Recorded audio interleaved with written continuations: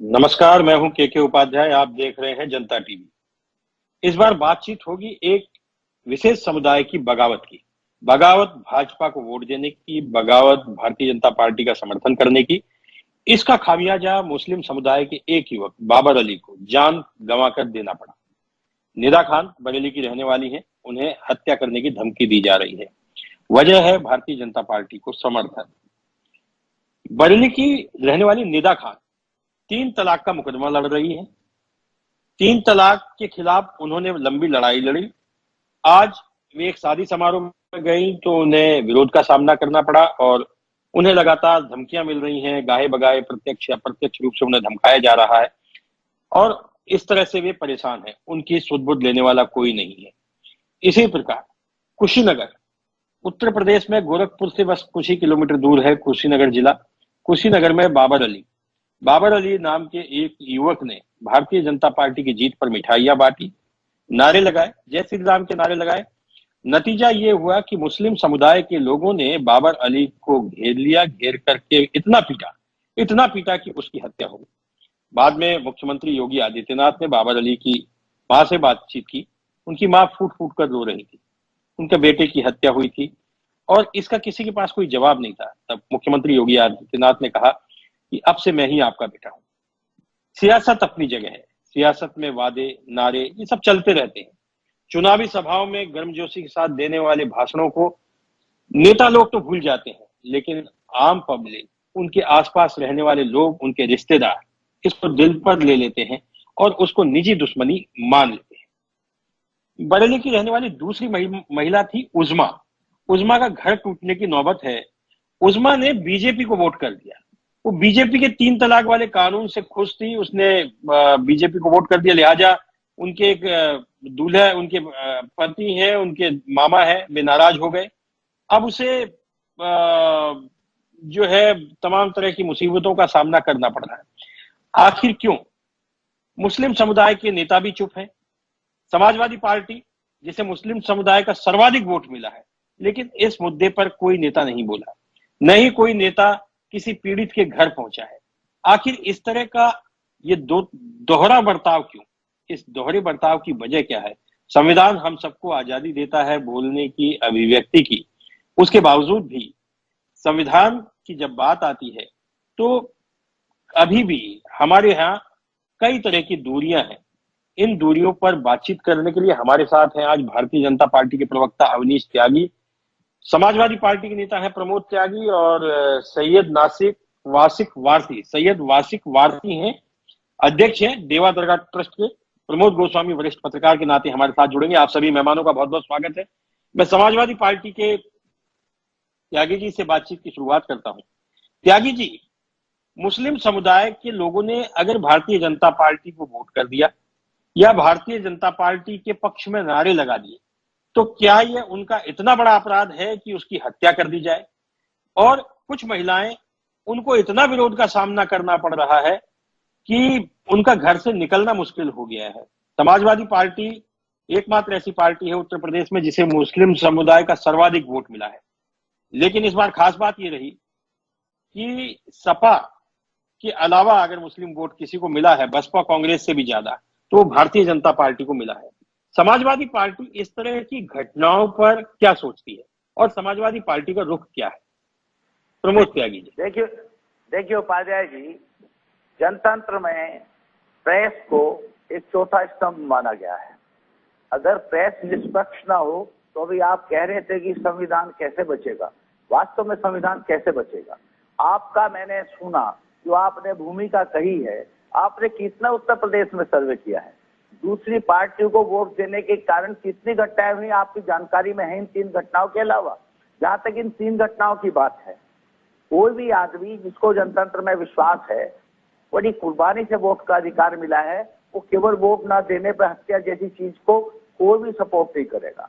ये बेहतर बात नहीं है। लेकिन इसका एक पक्ष आप बताएंगे, ये भी प्रेस से विश्वास नहीं किया जा सकता। आपने 3 घटनाओं की चर्चा की।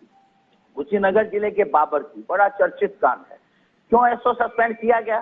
कितने कत्ल में सस्पेंड होते हैं? अगर पुलिस वाले को निष्पक्ष जवाब देंगे कि ये कारण रहा बाबर की हत्या का, वहां के ग्राम प्रधान की रिपोर्ट है, वो आपके सामने कभी आती भी नहीं है। ऐसी चीजें आप प्रेस रखना भी नहीं चाहते हैं। मैं बाबर की हत्या को किसी भी हत्या को सही ठहराने वालों में नहीं हूँ। हत्या किसी भी चीज का जवाब नहीं है, किसी भी चीज का जवाब तार्किक बहस है, किसी भी चीज का जवाब उसका पक्ष और विपक्ष सुनना, उसके बाद निर्णय लेना है। बाबर की हत्या हुई हो, निदा खान का यहाँ तक मामला है। 3 तलाक के मसले पर मुस्लिम्स लोग पर्सनल लॉ में कोई भी अमेंडमेंट, कोई भी गवर्नमेंट की तरफ से घुसना नहीं पसंद करते, क्योंकि आजादी के वक्त ये मानते हैं कि हमें विश्वास दिया गया था। हिंदू लॉ भी है, लॉ भी, मैं एडवोकेट हूँ, हिंदू लॉ भी है, मुस्लिम लॉ भी है, पर्सनल लॉज है। उनकी नाराजगी वहां थी। वो उनकी पत्नी है, बरेली के धार्मिक समुदाय के लोग हैं, उस परिवार से हैं। उसकी लड़ाई इलेक्शन से पहले से अपने ससुराल वालों के साथ थी, निदा खान की। शायद ये चीजें आपके टीवी में भी पहले दिखाई गई होगी, बहुत से लोकप्रिय समाचार पत्रों में भी प्रकाशित होती रही है। बिल्कुल बिल्कुल। तीसरी घटना आपने और बताई है। मैं मुजफ्फरनगर जनपद की 3 घटनाएं बताता हूँ जिन लोगों ने भारतीय जनता पार्टी के विपरीत वोट दिया और उनके साथ अत्याचार हुआ, लेकिन आपके चैनल तक वो बात पहुंची नहीं होंगी ना, आपके संवाददाताओं ने बातें आप तक पहुंचाई नहीं होंगी ना। आपको हर पल सोचना चाहिए। भारतीय जनता पार्टी के प्रवक्ता हमारे पास बैठे हैं, आपकी बात का उनसे जवाब ले लेंगे, लेकिन ये बाबर की हत्या का आप जो है गोलमोल जवाब दे रहे हैं। आपके नेता ने उस पर कोई निंदा प्रस्ताव नहीं पारित किया, न निंदा की। वो रोज दिन में कम से कम 5-6 ट्वीट करते हैं, इस पर एक भी ट्वीट नहीं आया। जब कहीं किसी की हत्या हो जाती है या कहीं कोई कांड हो जाता है तो आप पार्टी के नेता वहां पहुंच जाते हैं, लेकिन बाबर के यहाँ कोई नहीं पहुंचा। तो ये दल देख करके निष्ठाएं रहती हैं क्या कि अगर दलित की यहाँ हत्या हुई है तो हमारे नेता जाएंगे, अगर भारतीय जनता पार्टी की प्रशंसा करने में किसी की हत्या हुई है तो हमारे नेता न ट्वीट करेंगे न जाएंगे। सवाल ये है कि अभिव्यक्ति की आजादी का ये दोहरा मापदंड क्यों है? मैं आपकी जो आपने बातें कही हैं उससे सहमत हूं कि ठीक है, कुछ घटनाएं हुई होंगी और वो घटनाएं सभी अखबारों ने भी दिखाई हैं, सभी टीवी चैनलों पर भी दिखाई है, लेकिन मजहब धर्म के नाम पर और भारतीय जनता पार्टी की तारीफ करने के नाम पर यदि हत्या होती है तो इस हत्या की निंदा करना तो कम से कम बनता है। ठीक है, आप नहीं जा रहे न जाएं, आपकी अलग आइडियोलॉजी हो सकती है इस मुद्दे को, लेकिन मेरा ये कहना था त्यागी जी, प्रमोद त्यागी। सुनिए, मैं ये कह रहा हूं, मैं हत्या को कतई सपोर्ट करने वाले लोगों में से ना मैं हूं ना मेरी पार्टी है। हत्या किसी चीज का कभी हल नहीं है। मैं ढूंढूं नहीं कह रहा हूं, बड़ा स्पष्ट कह रहा हूं। हत्या किसी चीज का कोई अल्टरनेट नहीं है, कोई जवाब नहीं है। लेकिन हत्या को ये जोड़ दिया जा रहा है कि वो केवल भारतीय जनता पार्टी को वोट देने के कारण हुई है, उससे मैं सहमत नहीं हूं। उसके पीछे जो कारण है, अगर उसके पीछे कारण ना होते तो ऐसो सस्पेंड ना होता, उसके पीछे कारण ना होते तो गांव प्रधान की रिपोर्ट को अनदेखा ना किया जाता। आपने उस प्रधान से बात की है, आप बताइए जिसको आप जो वोट से जोड़ रहे हैं, ये गलत कह रही है, उसको हम छोड़ देते हैं। आप बताइए क्या कारण है उसकी हत्या के पीछे? आपकी पार्टी ने कोई वहां टीम भेजी या आपकी पार्टी ने कोई रिपोर्ट तैयार करवाई है? बाबर की हत्या क्यों हुई, आपकी पार्टी क्या सोचती है? आपसे ये विश्वास किया जाता है कि आप दोनों पक्षों को सुनेंगे, दोनों पक्षों को रखेंगे, तभी जनता। मैं तो अभी आप ही को सुन रहा हूं, उनसे तो अभी मैंने बात ही नहीं की है, आपकी पूरी बात सुन रहा हूं। ये तीनों घटनाएं भारतीय जनता पार्टी को वोट देने के कारण नहीं हुई हैं। तीनों घटनाओं के पीछे पूर्व घटनाक्रमों के वैमनस्य थे। अब उन 3 घटनाओं को 24 करोड़ के उत्तर प्रदेश में वोट से जोड़ कर डाला जाए तो ऐसी तो मैं लगातार घटनाएं हर जिले की बता सकता हूं। और रही बात ये हत्या किसी चीज का, निदा खान का इस चुनाव से पहला मसला नहीं चल रहा क्या? बताइए आप ही। दूसरी आपने घटना बताई कि 3 तलाक के प्रशंसक थी, इसलिए उसके पति, अगर पति पत्नी का विवाद को आप भारतीय जनता पार्टी और समाजवादी पार्टी के उससे लेके चलोगे तो ऐसी तो घटनाएं आप रोज पति पत्नी के विवाद हैं, उनमें कह सकते हो निजी आधार तो कोई वोट दे सकता, और वोट तो गुप्त है। आपको कैसे पता लगा उसने भारतीय जनता पार्टी को वोट दिया? क्या आप वोट गुप्त नहीं रही है क्या? क्या आपको अरे वो नारे लगा रहा था भाई, नारे लगा रहा था, मिठाई बांट रहा था वो, उसने मतलब वोट दिया नहीं दिया इसकी कोई रिपोर्ट नहीं है, लेकिन वो नारे लगा रहा था भारतीय जनता पार्टी के नारे लगा लगा करके मिठाई बांट रहा था। उसके बाद उसकी हत्या हुई है। उपाध्याय जी, आपके पास कोई वीडियो है, ऑडियो है, या जो इलेक्शन कोड गुप्त वोट का है वो भी आज डिकोड हो गया है क्या? हम तो कहते हैं कि डिकोड है, हम तो कहते हैं मशीनों की सब चीजें पता है भारतीय जनता पार्टी को। आपका चैनल उसको सपोर्ट कर रहा है, उसको कोऑपरेट कर रहा है, तो बहुत बेहतर बात है। वो इलेक्शन गुप्त होता है, हम किसी को इलेक्शन हम एक्ट सवाल में कर रहे हैं भाई, सपोर्ट कहाँ कर रहे हैं? मैं तो देखिए आप ही की बात सुन रहा हूँ अभी। अवनीश त्यागी जी से तो मैंने पूछा ही नहीं है, नहीं तो अवनीश त्यागी जी से अभी पूछेंगे, आपने जितनी भी सवाल उठाए अवनीश त्यागी जी से बात करेंगे। लेकिन मैं सवाल तो पूछूंगा ना आपसे भाई। आप जरा जरा सी घटनाओं पे अखिलेश जी ट्वीट करते रहे, प्रतिनिधि मंडल जाता रहा, लेकिन बाबर के यहाँ कोई नहीं गया, एक ट्वीट भी नहीं हुआ। ये दोहरा बर्ताव है। मेरा सवाल तो सिर्फ इतना सा है, मैंने तो कुछ घुमा फिरा के पूछा ही नहीं। देखिए उपाध्याय जी, जब मुख्यमंत्री जी खुद उनके बेटे बन गए तो प्रतिनिधि मंडल की आवश्यकता कहाँ रहेगी? हमारा प्रतिनिधि मंडल वहां। बिल्कुल ठीक है, योगी आदित्यनाथ जी उनके बेटे बन गए, इसलिए अखिलेश जी को उनके यहाँ जाने की आवश्यकता नहीं है। अवनीश त्यागी जी, आपने सपा के नेता को पूरा सुना, प्रमोद त्यागी जी को, वे भी त्यागी है। उनका कहना है कि उनकी हत्या भारतीय जनता पार्टी को वोट देने की वजह से नहीं हुई। दूसरी बात, उनका एक सवाल यह भी है कि भारतीय जनता पार्टी को वोट दिया ये कैसे पता। तीसरा, उन्होंने कहा कि पूर्व वैमनस्य के कारण हुआ है, तो भारतीय जनता पार्टी इसको मुद्दा क्यों बना रही है। और चौथा, उन्होंने कहा कि योगी आदित्यनाथ जब उनके बेटे बन गए हैं तो अब किसी को जाने की आवश्यकता नहीं है। अविनाश त्यागी जी, इन तमाम सारे मुद्दों पर आपका क्या कहना है? दूसरी बात यह भी है कि यह तो राजनीति है, अपनी जगह चलती रहेगी, लेकिन अब जब सरकार बन गई है, चुनाव खत्म हो गए हैं, तो इस देश में, इस प्रदेश में रहने वाले हर वर्ग की रक्षा करने का दायित्व जो वर्तमान सरकार है, भारतीय जनता पार्टी की सरकार है, उसका है। अब आपका जवाब क्या है, अवनीश त्यागी जी? मैं अब प्रमोद त्यागी जी का बड़ा सम्मान करता हूं, पर मैं ये भी कहता हूं कि क्योंकि समाजवादी पार्टी बुरी तरह से बौखला गई है हार के बाद, तो इस तरह से बयान दे रहे हैं तो कोई आश्चर्य की बात नहीं है। उनके नेता भी इसी तरह की बातें कर रहे हैं। देखिए, ये मुसलमान मरा था, अगर कहीं और वजह से मुसलमान मरा होता प्रमोद जी, तो ये अखिलेश जी के ट्वीट भी भर जाते और समाजवादी पार्टी बड़ी जोर से चिल्लाती, क्योंकि वो भाजपा की जीत पे मिठाई बांट रहा था। वोट देने की बात नहीं थी, वो भाजपा की जीत पे मिठाई बांट रहा था, वो भाजपा का समर्थक था। तो उसको मार डाला कुछ लोगों ने, उन्मादी लोगों ने। ये उन्माद जो फैलाया जा रहा है, खासतौर से तुष्टीकरण की नीति की जो अति कर दी गई थी, उसका नतीजा ये है कि उनको बर्दाश्त नहीं हो रहा मुसलमान अगर भाजपा की तरफ चले जा रहे हैं। वो निदा हो या बाबर हो या ऐसे गली गली गांव में बहुत सारे मुसलमान हैं जिन लोगों ने भाजपा का समर्थन किया है, उन लोगों को अपने समाज में प्रताड़ित किया जा रहा है। ये तो संयोग है कि ये सारी घटनाएं वहां पहुंची हैं और ये सारी बातें हुई। तो मैं ये कहूंगा कि इस तरह की जो मानसिकता बड़े नेताओं की है या एक पार्टी विशेष की है कि उनका मुसलमान तो मुसलमान और भाजपा का समर्थन कर दे तो मुसलमान नहीं, उसको ना ट्वीट करेंगे, ना उसका समर्थन करेंगे, ना उसकी हत्या की निंदा करेंगे। तो ये दुर्भाग्यपूर्ण है। निंदा किसी भी इंसान की हुई हो। प्रमोद जी, मैंने बात आपकी सुनी है पूरी तरह से, मेरी बात सुनी और तब उनको सुनना चाहिए मेरी बात की। तो बाबर जो मरा है, बाबर मरा है चुनाव के बाद जो कुंठा उभरी है एक वर्ग विशेष में भाजपा की भारी जीत से, उसका नतीजा है।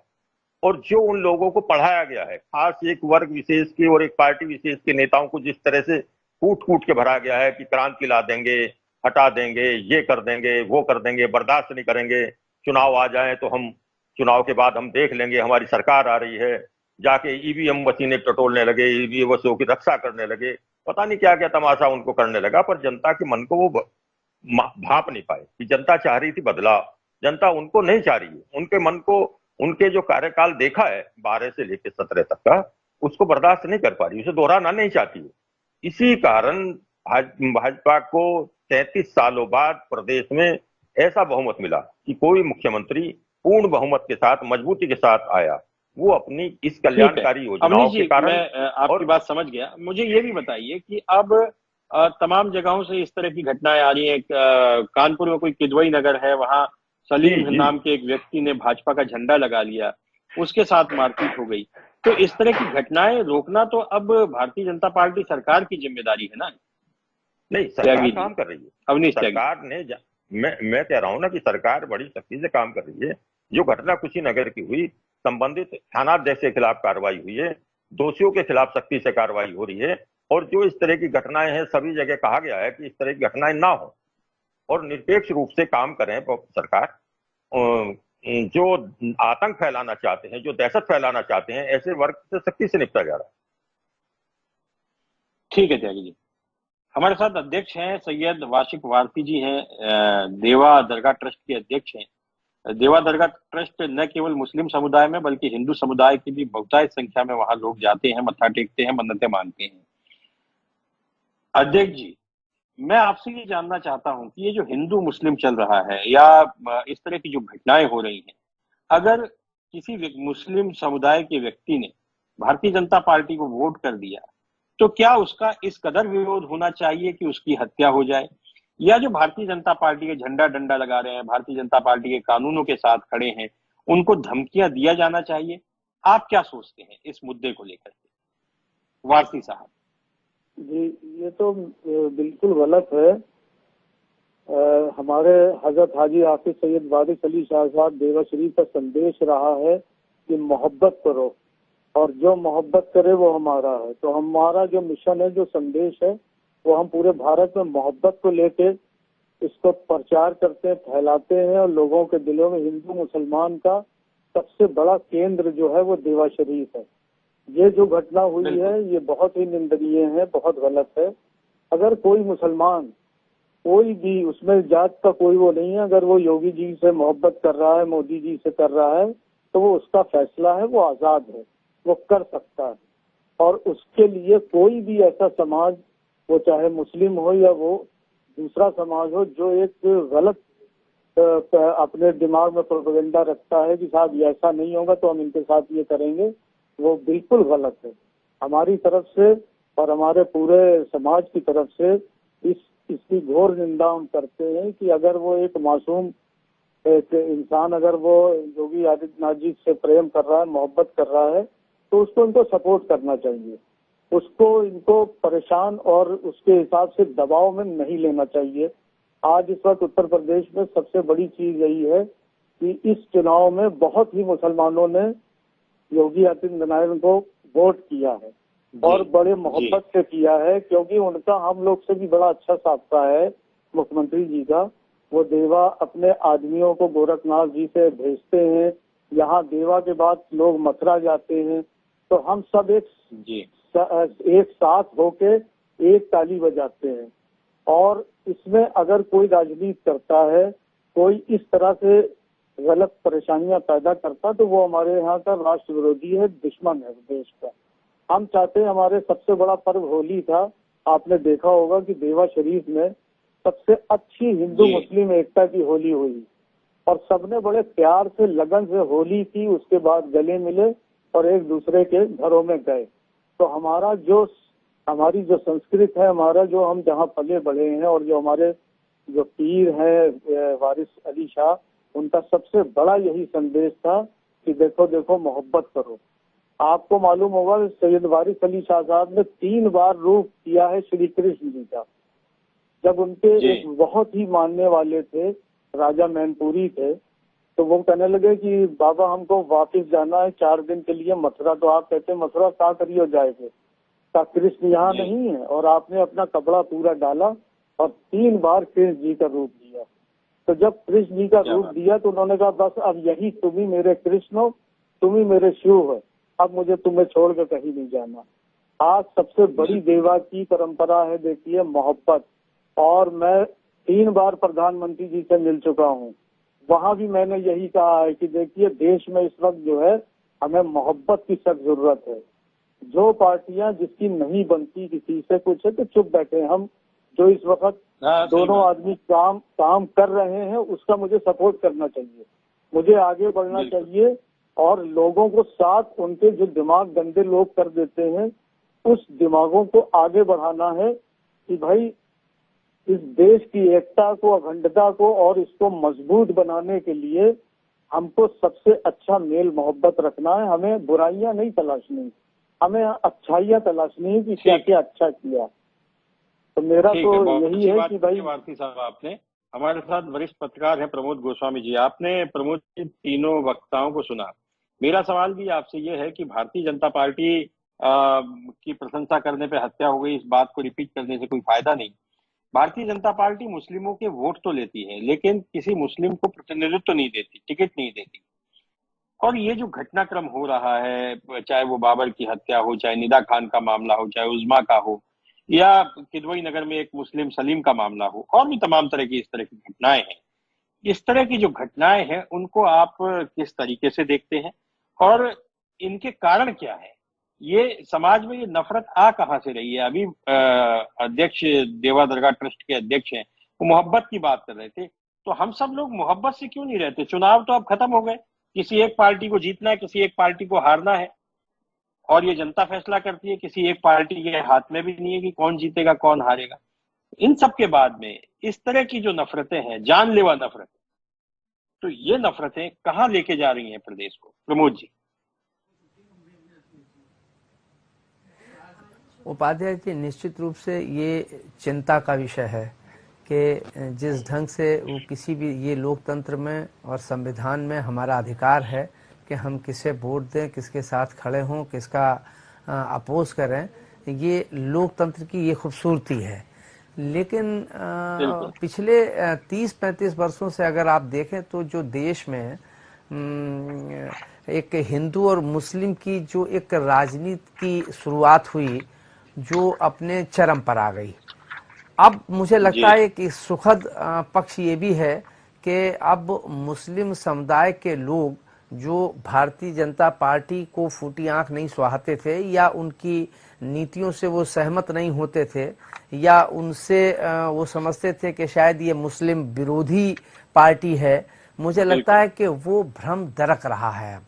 और ये जो घटनाएं हुई हैं, ये इस बात का एक अच्छे लोकतंत्र का या इस मुल्क की मजबूती के लिए, महफूदी के लिए, इस मुल्क की जो संस्कृति है उसके लिहाज से ये इसकी एक शुरुआती कदम माना जा सकता है कि अब की मुसलमानों ने जिस ढंग से वोट दिया, ये इस पर भी सवाल उठते रहते थे कि नहीं ये तो मीडिया का प्रोपेगेंडा है, मुसलमानों ने वोट नहीं दिया।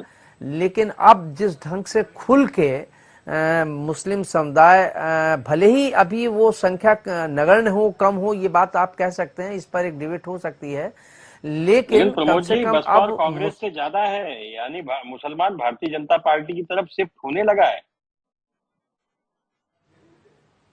मैं अब उपाध्याय जी यही बात कह रहा था कि जो इसका एक ये एक दुखद पक्ष है कि उसकी एक राजनीतिक कारणों से या वोट देने के कारणों से या तलाक जैसे मुद्दे को लेके धमकियां या झंडा लगाने पर उसको मारपीट, ये लोकतंत्र के लिए धब्बा तो है ही, लेकिन उसके और उसकी निंदा भी की जानी चाहिए। लेकिन उसका एक सुखद पक्ष, जो मैं इससे ज्यादा सुखद पक्ष देखता हूं कि जो लोकतंत्र के लिए एक सुखद पक्ष है कि जो इस देश, ये देश, ये मुल्क विश्व का अकेला ऐसा मुल्क है कि जहां हर धर्म के, हर समुदाय के, हर खान पान के, हर रहन सहन के, पहनावे के लोग यहाँ रहते रहे हैं और मोहब्बत के साथ रहते रहे, मिलजुल के रहते रहे। लेकिन राजनीति, विडंबना है कि राजनीति ने पिछले लगभग 3 दशकों से, 3.5 दशकों से जो इन गुलदस्तों में के कुछ फूलों में मठा डालने का काम किया, जिससे लोकतंत्र भी कमजोर हो रहा था, राजनीति भी गड़बड़ा रही थी, डगमगा रही थी, वो अब लोगों को, और जो ये परसेप्शन बना दिया गया था कि भारतीय जनता पार्टी हुआ है, अगर वो भारतीय जनता पार्टी सत्ता में आ जाएगी तो मुसलमानों को समुद्र में फेंक देगी, ये भी चीजें चलती रही हैं। तो कम से कम अब वो भ्रम टूटा है भारतीय जनता पार्टी के कई राज्यों में, केंद्र में सत्ता में आने के बाद जो ये भ्रम फैलाया जाता, तो भ्रम फैला के जो वोट लिया जाता था या इस लोकतंत्र को कमजोर करने की राजनीतिक दलों की कोशिशें होती थी, वो भारतीय जनता पार्टी के आने के बाद ये बात तो निश्चित है कि अब ना तो अब किसी में ये भ्रम रह गया है कि मुसलमानों को समुद्र में फेंक दिया जाएगा, न ये भ्रम रह गया है कि ये मुसलमानों की विरोधी है। तो ये सारी जो गलत नैरेटिव्स थे ये दूर हुए हैं। और ये जो जिस ढंग से अभी प्रमोद जी ने जो ये बात कही, मैं सिर्फ एक बात कहना चाहूंगा कि उसकी ये गलत है, उसकी निंदा पार्टी लेवल से होनी चाहिए थी। वो सब इंसान मरा है, वो किसी दल, और अगर मौत हुई भी है दलीय आधार पर, तो उसकी तो और मजम्मत होनी चाहिए थी, उसकी तो आगे बढ़कर मजम्मत होनी चाहिए थी कि नहीं, वोट किसी को भी दें ये उसका हक है, मिठाई बांटे ये उसका हक है, लेकिन इसके मतलब ये नहीं है कि तुमने हमको वोट को दे दिया तो तुम हमको मार दोगे, या हमने झंडा लगा दिया बिल्कुल अमुक बिल्कुल। पार्टी का तो तुम उसको पिटाई कर दोगे, या तलाक अगर ले लिया तो हम उस पर जो है धमकी देने लगेंगे मारने की।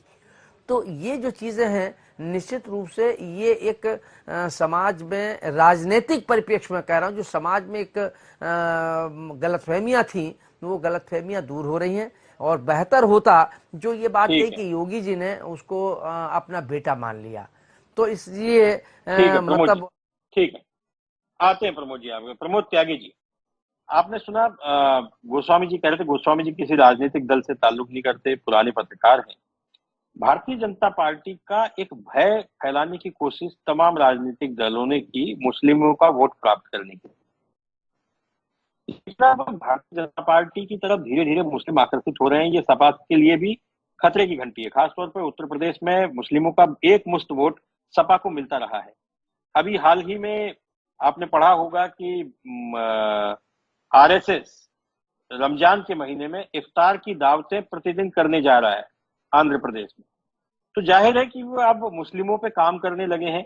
जिस प्रकार से उन्होंने एक एक वर्ग, एक एक दलित वर्ग पर काम किया और अब वो मुस्लिमों पर काम करने लगे, मुस्लिमों को वो ये समझाने की कोशिश करेंगे कि हम आपसे अलग नहीं हैं, हम आप भी इस देश के नागरिक हैं, हम भी इस देश के नागरिक हैं। तब फिर जो मुसलमानों के वोट के लिए जो पार्टियां लालायित रहती थी उनका क्या होगा? खासतौर पर समाजवादी पार्टी क्या इस बारे में कुछ सोच रही है कि अगर भारतीय जनता पार्टी को थोड़ा सा भी मुस्लिम वोट इसका है तो भविष्य के लिए वह और बड़ा खतरा है? प्रमोद त्यागी जी। उपाध्याय जी, आप भी और आदरणीय प्रमोद जी भी चिंता मुक्त हो जाइए। समाजवादी पार्टी क्या कर रही है नहीं कर रही है इसकी आपको कम से कम चिंता करनी चाहिए। मुझे बहुत प्रसन्नता है। नहीं, मैं चिंतित नहीं हूँ, चिंता तो आपको करनी चाहिए, मैं क्यों चिंतित कह रहे थे, मेरी बात आप सुन लें। एक वरिष्ठ हाँ, बोलिए बोलिए कह रहे थे कि समाजवादी पार्टी की पहली बात तो यह है कि चाहे हमारे मित्र अवनीश जी हों, चाहे देवा शरीफ के हों, चाहे प्रमोद जी हों, जिस सेकुलर पॉलिटिक्स को भारत के संविधान के पास और सभी सेकुलर पार्टी मानती रही थी, आज आप लोगों के मुंह से अपरोक्ष रूप से उसकी प्रशंसा हुई है। मैं प्रमोद जी से प्रश्न करूंगा, अगर वो वरिष्ठ पत्रकार हैं तो पिछली बार योगी जी की सरकार थी, सहारनपुर जनपद में राजपूत समुदाय के लोगों ने दलित लोगों के साथ इसलिए मारपीट किया कि उन्होंने भारतीय जनता पार्टी को नहीं, बहुजन समाज पार्टी को वोट दिया था। बहुत बड़ा मसला पूरे देश में हुआ। शायद प्रमोद जी उस वक्त ना रहे हों, प्रेस से छुट्टी में हो, या आपके चैनल पर ना आया हो। तब क्या था, क्या वो सही था कि उन्होंने बहुजन समाज पार्टी को वोट दे दिया और उन्होंने भारतीय जनता? निंदा करते हैं, हम भी निंदा करते हैं, इस चैनल पे मैं अधिकृत तौर पर निंदा करता हूँ, गलत था। लेकिन ये गलत को गलत कहने का साहस आप भी तो करिए जनाब। आपकी पार्टी के नेता ने तो एक ट्वीट भी नहीं किया, जबकि अभी दिन में उनके 5-6 ट्वीट आते हैं। मतलब ऐसा नहीं है ट्वीट नहीं करते वो, लेकिन इस मुद्दे पर न ट्वीट है, खामोशी है। वरिष्ठ पत्रकारों की भी मजबूरी है, लेकिन मेरी मजबूरी नहीं है। मैं स्पष्ट बात कहता रहा हूं, कहता रहूंगा। ये अच्छी बात है। मैंने ये कभी नहीं कहा, शायद प्रमोद जी भी नहीं सुन पाए, मैंने कहा हत्या किसी भी प्रकार की गलत है, लेकिन हत्या को किस प्रकार से प्रस्तुत किया जाता है ये भी गलत है। निष्पक्ष रूप से उनके तथ्यों को अगर प्रस्तुत किया जाए, बाबर की हत्या हुई है, निश्चित रूप से गलत है, निश्चित रूप से गलत है। प्रमोद जी अगर मेरी बात सुन रहे हो, मैं आग्रह से कह रहा हूं, निश्चित रूप से गलत है। लेकिन आप कहीं भी बात को अनदेखा कर जाने और उस पक्ष को आपने कैसे निर्णय ले लिया? अभी मैं 2 वरिष्ठ लोगों के मुंह से ये सुन रहा था कि अब बहुत वोट पड़ने लगी है भारतीय जनता पार्टी को। अच्छी बात है, लेकिन ये इलेक्शन गुप्त है या नहीं? प्रमोद जी आप मुझे बताएंगे इलेक्शन गुप्त है या नहीं? मैं आज तक नहीं समझ पाया। मैंने 50 साल राजनीति में गुजार दिए, मैं बार का 8-10 दफे प्रेसिडेंट रहा हूं, वकील के नाते भी अच्छी वकालत की है, राजनीति के रूप में भी, कि इलेक्शन का पता लग कैसे जाता है कि ये वोट इधर जा रहे हैं इधर जा रहे हैं। कहीं ना कहीं देखिए, एक कहावत है हमारे गांव में, पश्चिम में, अवनीश जी समझ जाएंगे, ये भी मेरे बराबर के जिले के हैं, मेरे मित्र हैं, छोटे भाई हैं। सोते हुए को आदमी कोई भी उठा सकता है, और अगर कोई सोते का नाटक कर रहा है तो कितने घड़ियाल आप बजा लें, वो करवट नहीं बदलेगा। अगर आपको कोई पक्ष रखना है तय करके, तो कोई आपको संतुष्ट नहीं कर सकता। और अगर आप निष्पक्ष रूप से किसी डिबेट में आ रहे हैं तो आपको सब पक्ष सुनना चाहिए।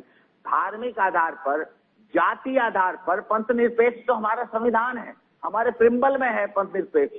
और मैं चाहता हूं, अच्छी बात है, भारतीय जनता पार्टी भी पंथ निरपेक्ष हो रही है। मैं बधाई देता हूं भारतीय जनता पार्टी नेतृत्व को पंथ निरपेक्ष हो। ये तो एक सुखद शुरुआत होने जा रही है। आपका चैनल भी बधाई का पात्र है, प्रमोद जी जैसे वरिष्ठतम पत्रकार भी बधाई के पात्र हैं। लेकिन हमें अपनी आत्मावलोकन भी करना चाहिए। हम जो बात कह रहे हैं कहीं हमारा निजी स्टेज तो वो बात नहीं कहलवा रहा। अगर हम निष्पक्ष रूप से जनतंत्र के हिमायती हैं, निष्पक्ष रूप से सही डिबेट करना चाहते हैं, तो किसी भी बाबर की हत्या ना हो ऐसा काम करने की कोशिश की जाए।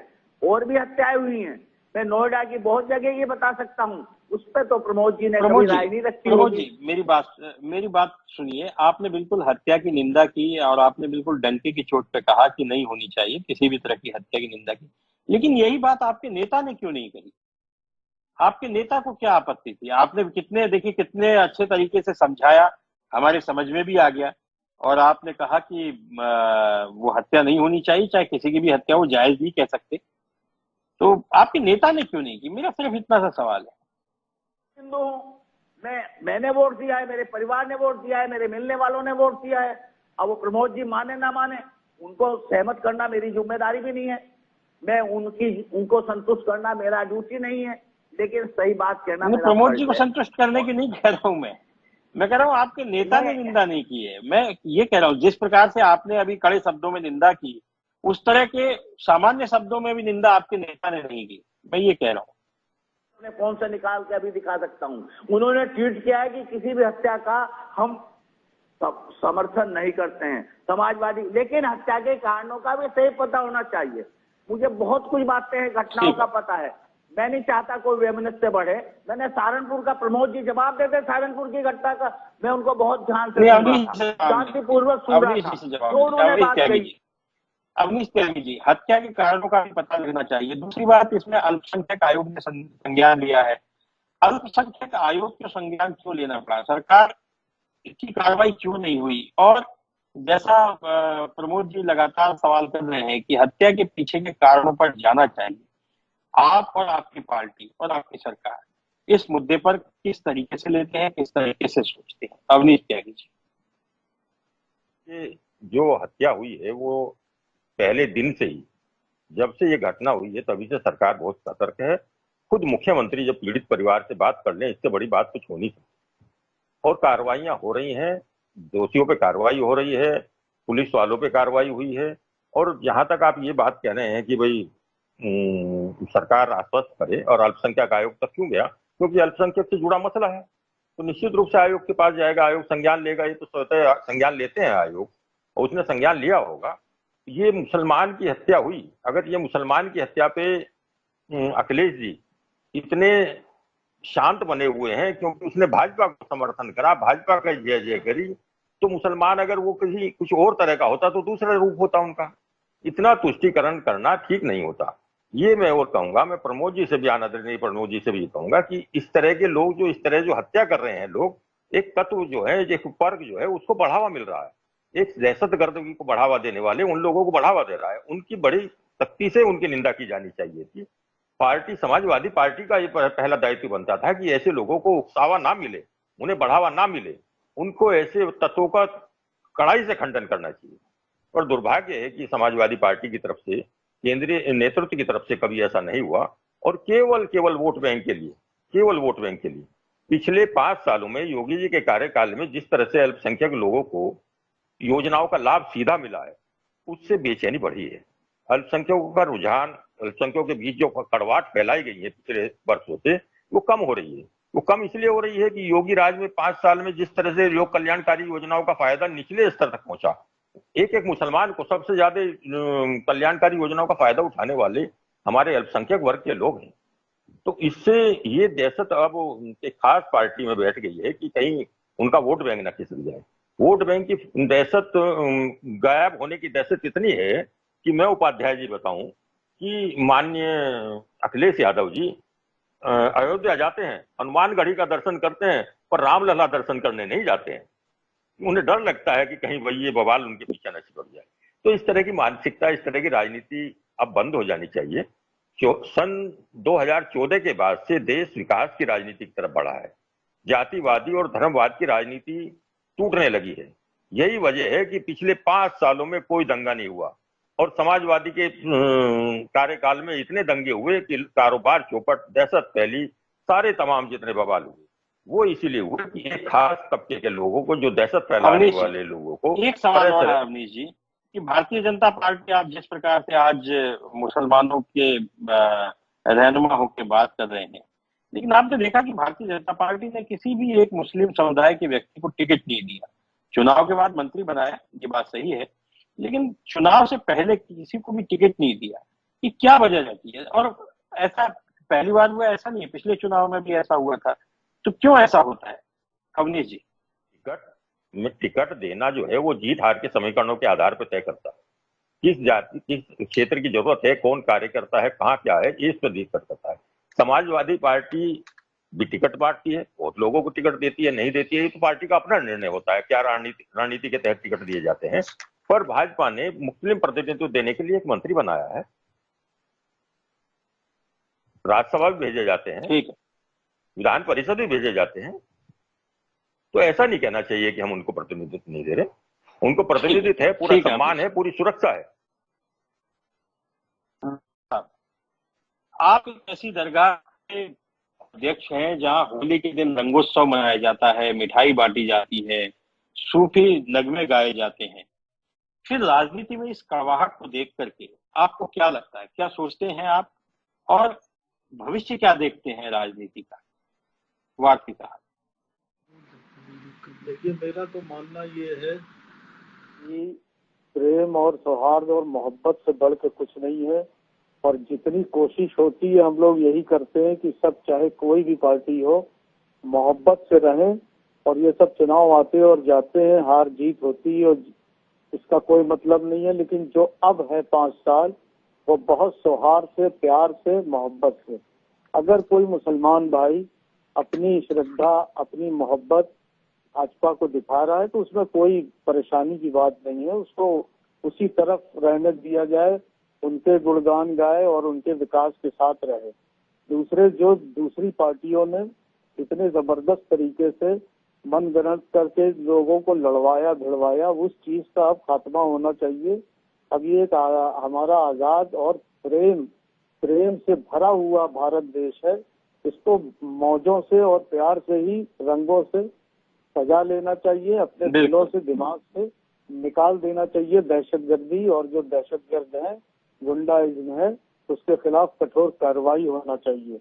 जैसा कि योगी जी करते हैं वो सही करते हैं, और जो शरीफ लोग हैं, जो अच्छे लोग हैं, जो वो दिल से चाहते हैं योगी आदित्यनाथ को, इसी वजह से कि पीस बना रहे, माहौल अच्छा रहे, कोई किसी को न सताए, अमन और चैन की जिंदगी बनी रहे।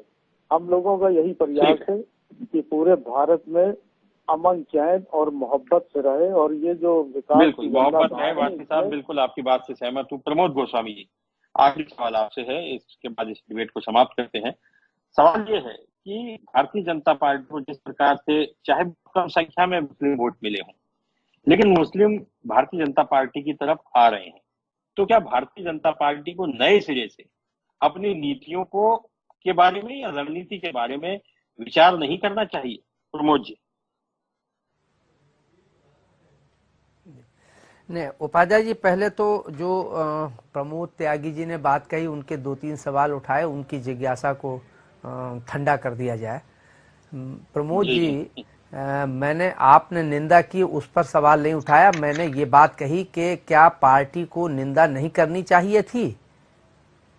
उसको एक भी प्रेस नोट रिलीज हुआ है? एक भी किसी नेता ने उसकी निंदा की है? आप प्रवक्ता के रूप में तो यहाँ निंदा कर रहे हैं, ठीक है, वो अच्छी बात है, स्वागत योग है। दूसरी बात, आपने एक बात ये कही, ये मैं समझता हूँ अपरोक्ष आपने एक बचाव पक्ष ही रखा है। आपने कहा कि ये कैसे पता कि वोट उन्होंने भाजपा को दिया था? भाई, उसके घर झंडा लगा हुआ था, वो भाजपा की जीत की मिठाई बांट रहा था, तो अब वो बैलेट पेपर तो नहीं अपने घर पर टांगेगा। तो यही एक संदेश है। आप जो आप हैं यहाँ पर, तो आप सपा के जो बात प्रवक्ता हैं, तो आपको सपा के इसलिए वो भी उसका भारतीय जनता पार्टी का समर्थक रहा और उसने मिठाई बांटी बार बार, तभी उसकी हत्या की गई। जहां तक आपने सहारनपुर और कानपुर की बात कही, तो प्रमोद जी, अभी समाजवादी पार्टी को या किसी भी दल को अभी आप 8-10 वर्ष से जुड़े होंगे। मैं पिछले 40 वर्ष से समाजवादी पार्टी को, कांग्रेस को, भाजपा को, सबको कवर करता रहा हूं, बहुत नजदीक से देखा है। अभी आप जरूर ये बात कह रहे हैं, लेकिन कम से कम जानकारी कर लीजिएगा। तो इसलिए नहीं, उसकी मैं रग रग से वाकिफ हूं और हर दल की उसको मैं अच्छी तरीके से जानता हूं कि क्या है।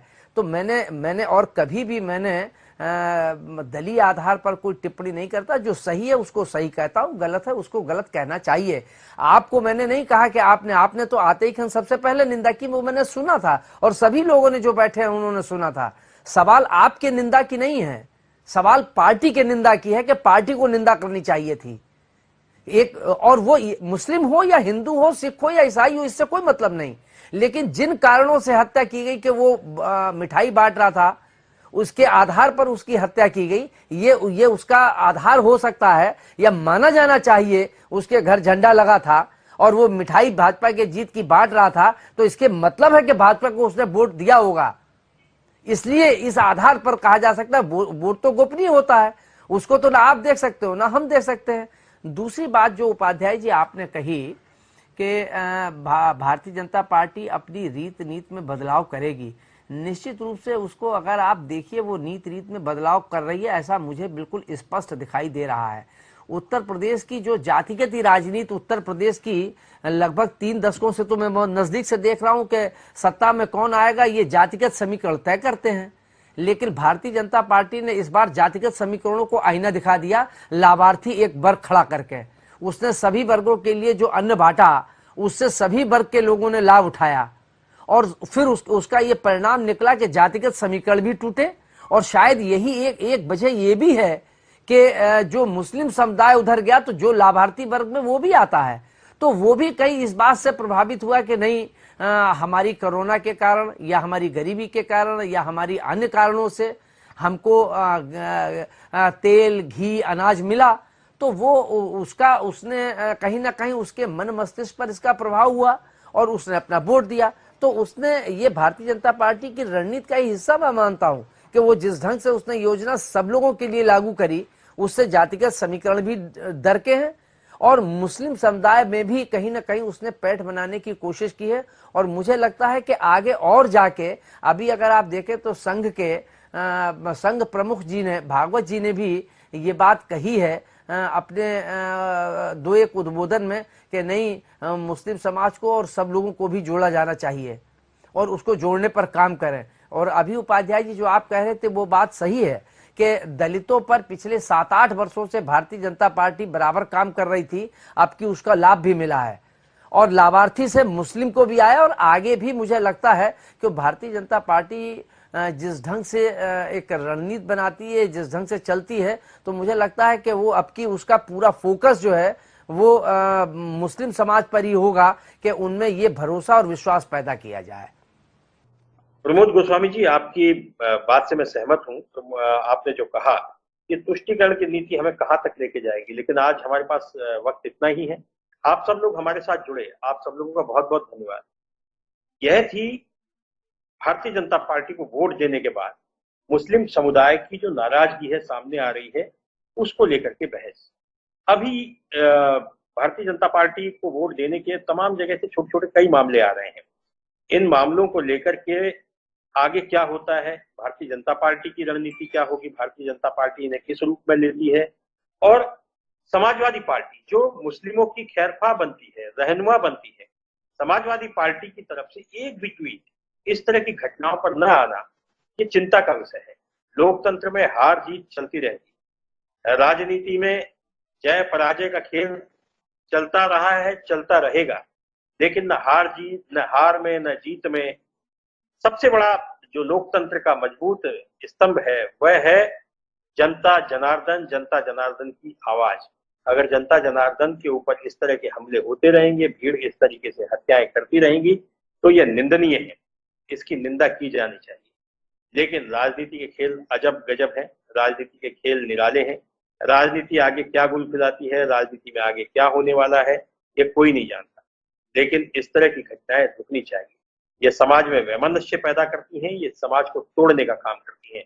चाहे वोट कोई किसी को भी दे, ये लोकतंत्र में अधिकार है, ये अधिकार हमें संविधान ने दिया है। इस अधिकार की हमें रक्षा करनी है। समाचारों का सिलसिला जारी रहेगा। आप जनता टीवी देखते रहिए। नमस्कार।